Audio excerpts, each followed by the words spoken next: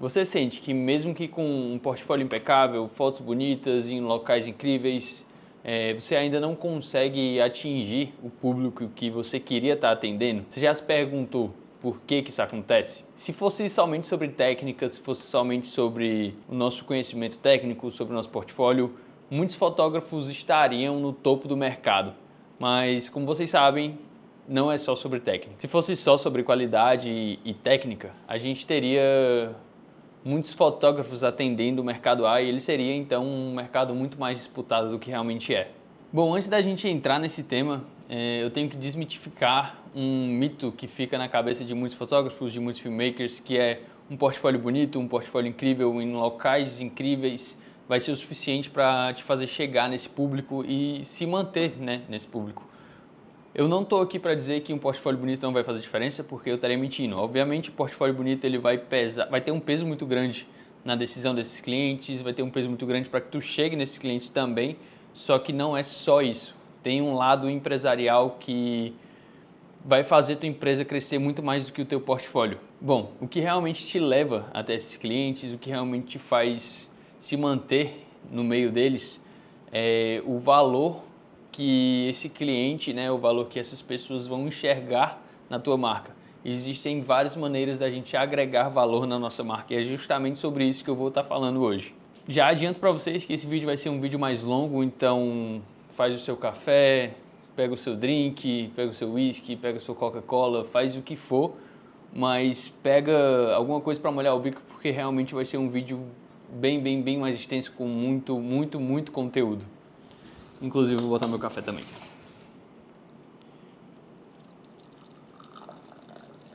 Quando a gente está falando do cliente nível A, né, quando a gente está falando do público A, a gente tem que entender que o orçamento não passa a ser necessariamente um fator limitante se ele vai fechar contigo ou não.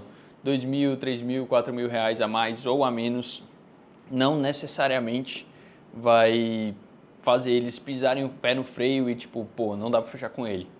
A gente sabe que quando a gente fala de casamento existem muitos outros gastos e o dinheiro, seja no mercado no público B, C, A, o dinheiro sempre vai ser uma grande influência, né? Se o casal vai fechar ou não. Porém, exclusivamente quando a gente está falando de um público A, quando a gente está falando de um público que realmente tem muito valor para investir no casamento, essa diferença de 2, 3, 4 mil, ou então um pouco mais ou um pouco menos, não necessariamente vai ser algo que vai pesar no bolso na hora da escolha.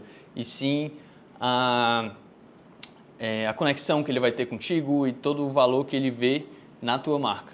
E quando eu falo do valor que o cliente enxerga na tua marca, eu quero que vocês entendam que muitas vezes pra gente, a nossa marca ela anda lado a lado com a nossa pessoa física, né? Por exemplo, existem muitos fotógrafos que eu conheço que o nome da empresa deles é o próprio nome deles. Então a gente não tem como diferenciar a marca do profissional. Aliás, a gente não tem como diferenciar o profissional da pessoa. Então, se você quer agregar valor na sua marca, consequentemente você vai ter que agregar valor no seu âmbito pessoal, né? Então, o que você vai viver ali na sua marca também tem que ser o que você vive na sua vida pessoal, o que é que você compartilha no seu Instagram pessoal, enfim.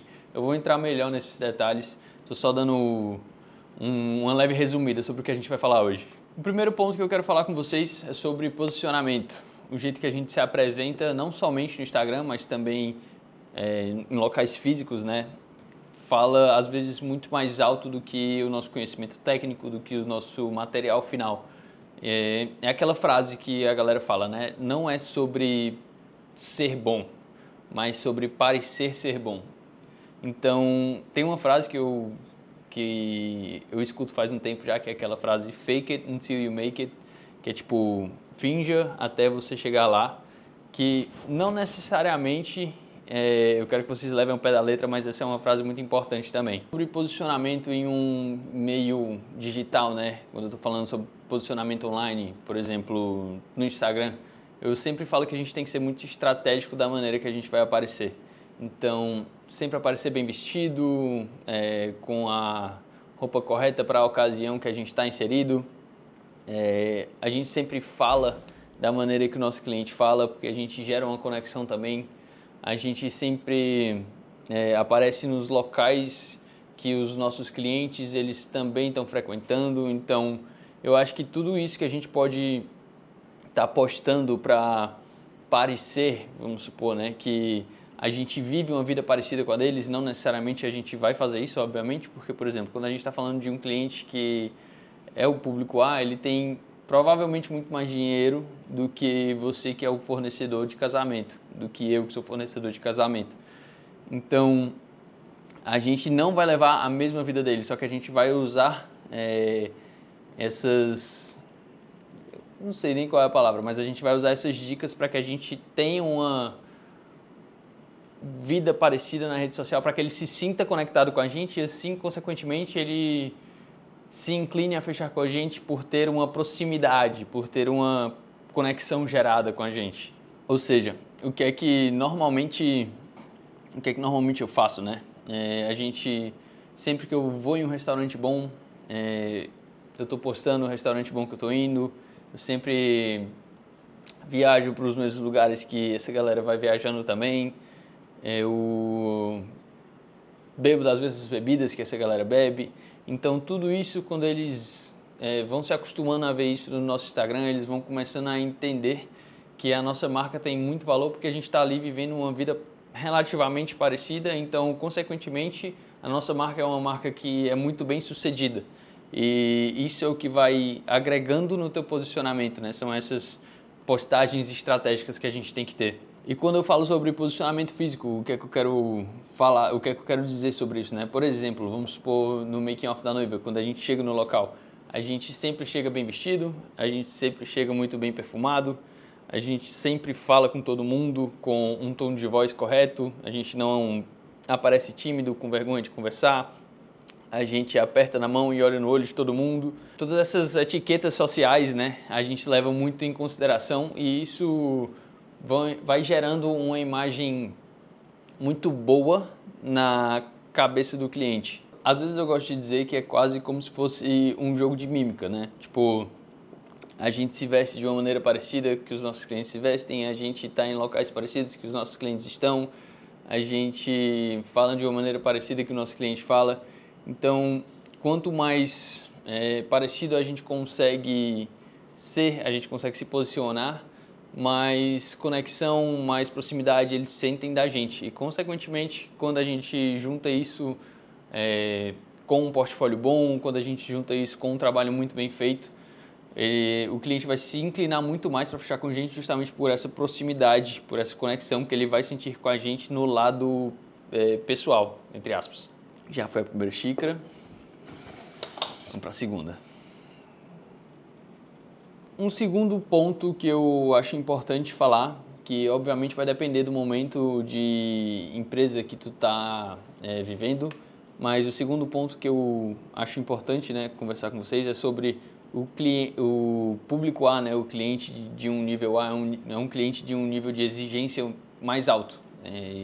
A gente tem que ter consciência disso. Então, eles não estão buscando somente um fornecedor, mas eles estão buscando muitas vezes uma autoridade naquilo que tu faz. Por exemplo, se eles estão buscando filmes de casamento, eles vão atrás de quem é conhecido por ser o melhor do mercado naquela região ou então naquele lugar, ou naquele país, e eles querem ele por conta do posicionamento dele, que é um fotógrafo muito bem falado, muito bem renomado, mas também por ele ser conhecido como uma autoridade no mercado. E como é que a gente fica sendo conhecido como uma autoridade no mercado, né? A partir do momento que a gente compartilha conhecimento, pessoas estão dispostas a pagarem por esse conhecimento, ou então aqueles posts mais educativos no Instagram falando sobre técnica mesmo. Ninguém quer saber sobre técnica, de fato. O teu cliente não quer saber sobre técnica. Só que a partir do momento que ele vê tu compartilhando conhecimentos técnicos e outros fotógrafos estão consumindo, consequentemente ele vai entender que tu é uma referência, que tu é uma autoridade naquele assunto, e isso vai gerando uma imagem muito positiva na cabeça do teu cliente. O terceiro ponto, que é um ponto que eu acho muito importante, é a experiência do cliente. E quando eu falo da experiência do cliente, eu falo da experiência do cliente como um todo, a partir do primeiro contato até o momento que a gente entrega o filme final. Porque apesar do contrato que a gente fecha com esses clientes, as indicações, né? A gente mantendo uma experiência do cliente incrível, as indicações que vão vir depois desse cliente vão fazer a gente ter, sei lá, 10 contratos a mais de um público que é um público muito bom. Bom, quando a gente está falando de um cliente do público A, a gente está falando de um cliente que está acostumado a comprar sapatos na Prada, a comprar bolsa na Yves Saint Laurent, então eles sabem o que é um bom atendimento, né? Eles chegam ali naquela loja e são recebidos com uma taça de espumante, tem um atendente que está ali conversando com eles de uma maneira muito cordial, sempre dando espaço para eles, sem encher o saco, né? Mas estando ali de prontidão para tirar todas as dúvidas e sabendo realmente responder todas as dúvidas que esse cliente tem. Quando a gente traz para o nosso primeiro atendimento, né, falando exclusivamente de WhatsApp, por exemplo, a gente sempre faz um primeiro atendimento muito bem feito. Eu falei sobre ser um jogo de mímica lá no posicionamento e aqui no atendimento do WhatsApp funciona da mesma maneira. Eu converso com o cliente da mesma maneira que o cliente conversa comigo. Se ele é uma pessoa mais simpática, eu vou ser uma pessoa mais simpática. Se é um cliente um pouco mais frio, eu vou ser um pouco mais frio, mas obviamente, o que é que eu quero dizer com isso, né? Eu vou ser chato? Não, não vou ser chato, não vou ser grosseiro. Porém, se o cliente ele é mais direto e eu fico querendo ficar com conversinha para gerar uma conexão, isso vai gerar, na verdade, um distanciamento com esse cliente. Então, se é um cliente mais direto, eu vou ser mais direto com ele também e já enviar talvez o PDF em uma primeira oportunidade, ao invés de tentar fazer com que ele conheça mais o nosso trabalho, para que ele me conte um pouco mais sobre o casamento dele. Ao invés de fazer isso, se for um cliente mais frio, eu vou só realmente entregar ali, esses são os nossos pacotes e explicar como que funciona tudo e etc. Mas se for um cliente onde a gente tem onde a gente vê que é um cliente um pouco mais leve, um pouco mais legal, um pouco mais simpático, então a gente vai tratar da mesma maneira. Se o cliente me envia um emoji, eu respondo com um emoji. Se o cliente me envia uma figurinha, eu respondo com uma figurinha. Se o cliente me envia um áudio, eu respondo por áudio. Então a gente está sempre fazendo essa mímica com o nosso cliente para que a gente gere essa conexão, essa proximidade, né? Para que a gente não gere um distanciamento com ele. E quando a gente consegue trazer esse atendimento para o nosso escritório, aí a gente já consegue elevar o nível da nossa experiência, que a gente consegue oferecer um vinho, oferecer um whisky, talvez oferecer, sei lá, uma tábua de frios, enfim. A gente consegue montar realmente alguma coisa para criar uma conexão e ter um papo mais amigável até sobre o casamento, ter uma conversa realmente ali de amigos e, consequentemente, a gente gera mais conexão, o que tende a segurar ainda mais o fechamento. Bom, e após, né, o casal já fechar com a gente, né, como que a gente continua essa experiência para ser uma experiência muito boa? No dia do casamento, a gente sempre chega muito bem vestido nos casamentos, a gente não trabalha parecendo um fornecedor, a gente provavelmente parece muito mais um convidado, só que sendo discreto, sem chamar a atenção, né? Ternozinho alinhado, com o pulso feito da maneira correta, calça na barra feita da maneira correta, um sapato social, camisa para dentro, enfim, cabelo cortado, a gente sempre chega muito, muito bem alinhado para que a gente não tenha nenhuma disparidade com os convidados e todo mundo se sinta bem com a nossa presença. Então a gente chega muito bem arrumado, a gente chega muito bem perfumado também, porque querendo ou não, o olfato, né? Quando a galera começa a estudar essa psicologia, né? O olfato ele é uma das coisas que mais faz as pessoas lembrarem, né? Remeterem a algo. Então, tipo, o olfato também é muito importante. Então a gente sempre chega muito bem perfumado com um perfume bom. Como eu falei, a gente sempre fala com todo mundo com um tom de voz correto, aperta na mão de todo mundo, olha no olho de todo mundo quando a gente está falando com a pessoa. Enfim, a gente, desde o primeiro momento do making off, a gente vai gerando um ambiente agradável. E não só isso, mas também, por exemplo, durante a cerimônia, durante a festa, a gente sempre está ali disposto para os convidados. Às vezes tem um cara que está ali, um convidado com o celular dele, aí ele te entrega o celular e pede uma foto. Tem fornecedor que, tipo, fecha a cara e faz com a cara fechada. Qual é a impressão que tu está causando nesse convidado, né?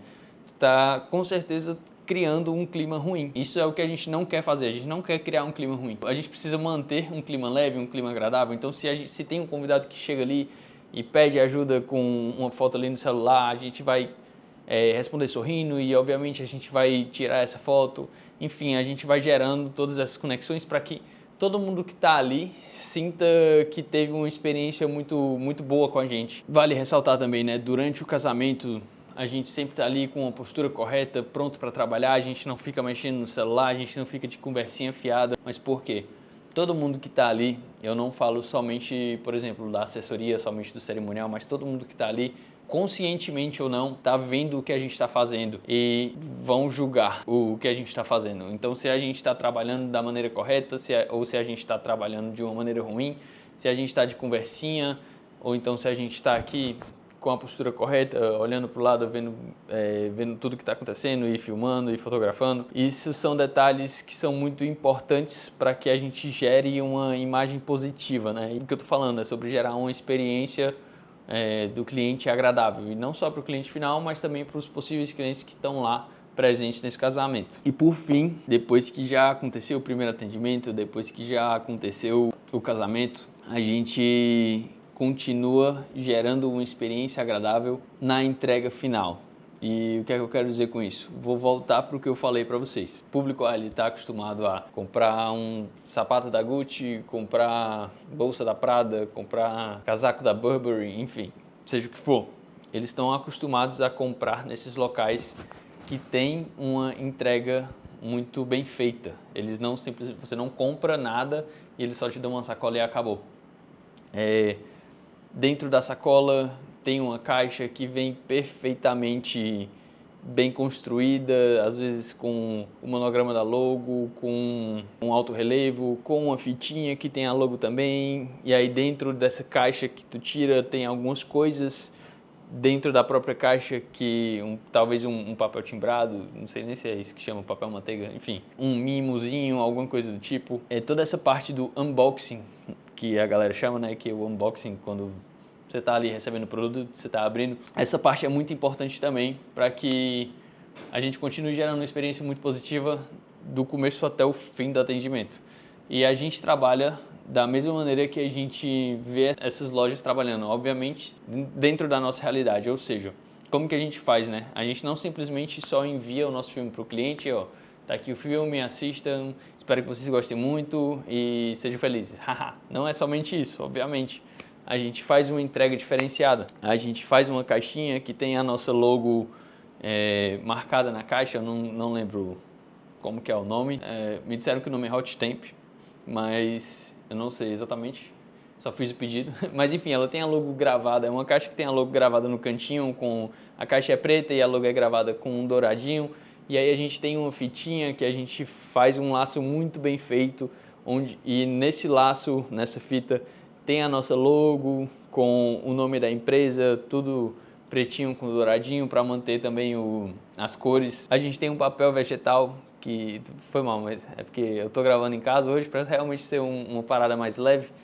E a Rafa tá lá dentro. A Rafa, ela me ajudou com todos esses detalhes da entrega, e às vezes eu fico esquecendo as coisas e aí eu pergunto para ela. A gente tem um papel vegetal que é como se fosse um papel um pouco transparente, não 100% transparente, ele é um pouco transparente, e aí a gente tem um recadinho nesse papel, né, que é escrito tipo, aqui contém um filme atemporal, um filme não sei o que, um filme artístico, emocionante. E aí depois a gente escreve uma frasezinha, eu não lembro exatamente o que está escrito, mas enfim. Aí quando a pessoa retira esse papel, dentro a gente vai ter 4 chocolates da Lindt que a gente sempre coloca, que são chocolates de uma marca muito boa, não é um Lacta, por exemplo, é realmente uma marca que essa galera consome, está acostumada a consumir. A gente põe ali várias Polaroids também, que são frames dos vídeos que a gente faz, e dentro da caixa, né, a gente tem um saquinho com a logo também marcada no saquinho, e aí dentro desse saquinho a gente põe o pendrive. O pendrive também tem a nossa logo marcada, muito bem acabado. Fora isso, a gente também envia junto um espumante da Casa Perini. Poderia ser um Chandon? Poderia, só que a garrafinha do Chandon ela é menor. Então, tipo, enquanto o espumante da Casa Perini ele é suficiente para 2 taças, o da Chandon é suficiente só para 1, então não fazia tanto sentido ser o Chandon para a gente. Mas enfim, a gente envia também o espumante. Como vocês sabem, o pendrive ele é meio que inútil. Tipo, ninguém vai colocar um pendrive no computador, na televisão, para assistir um filme. Ou seja, essa entrega ela é puramente simbólica, para a pessoa conseguir ter algo palpável ali, finalizar, né, esse ciclo com uma experiência realmente muito bem feita. Ou seja, a gente envia essa caixa, porém a gente também coloca o vídeo no YouTube com um link não listado para que só eles tenham acesso. direto no link. A gente sobe também o vídeo no Drive e envia para eles o link para download no Drive, na nuvem. Mas a gente não poderia não fazer essa entrega se a gente quer gerar uma experiência foda. Porque, é como eu falei, eles estão acostumados a ter uma experiência muito boa em tudo que eles compram, em tudo que eles fazem. Então a gente tem que trabalhar da mesma maneira que eles já estão acostumados a ter essa experiência. Bom, por fim, vou falar sobre eu não sei nem dizer se é o mais importante, mas se não for o mais importante, é tão importante quanto posicionamento, enfim. Eu vou falar sobre networking. Não me entendam mal, né? Quando eu falo sobre networking não é exatamente as amizades que a gente tem. Então, tudo que eu vou explicar aqui, eu espero que vocês entendam da maneira correta. Amizade, eu tenho amizade de todos os ciclos sociais.